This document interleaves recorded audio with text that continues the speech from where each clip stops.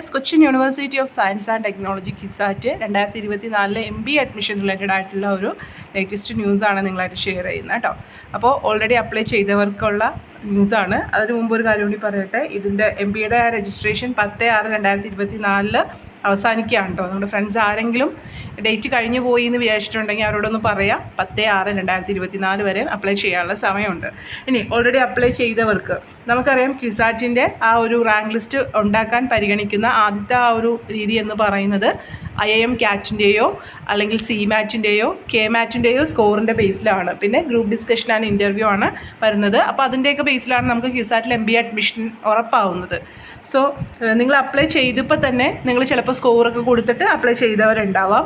അതല്ല എങ്കിൽ ഇപ്പോൾ നിങ്ങൾക്ക് സ്കോറുകൾ നിങ്ങളുടെ ഇപ്പോൾ പല എക്സാം കഴിഞ്ഞപ്പോൾ സ്കോറുകളൊക്കെ കയ്യിലുണ്ട്.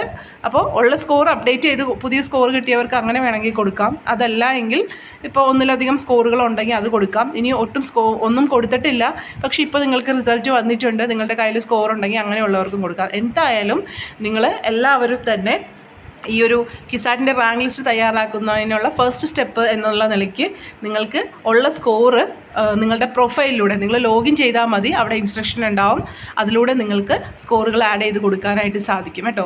10-ാം തീയതിയാണ് ലാസ്റ്റ് ഡേറ്റ്. അപ്പോൾ എല്ലാവരും തന്നെ ഇത് ചെയ്യുക, അല്ലെങ്കിൽ നിങ്ങൾ ക്യുസാറ്റിൻ്റെ റാങ്ക് ലിസ്റ്റിൽ പെടാതെ പോകും.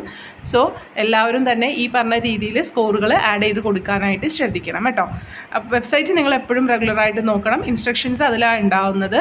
സോ അതുപോലെ തന്നെ നിങ്ങളുടെ പ്രൊഫൈലും. Take care, stay blessed, thank U.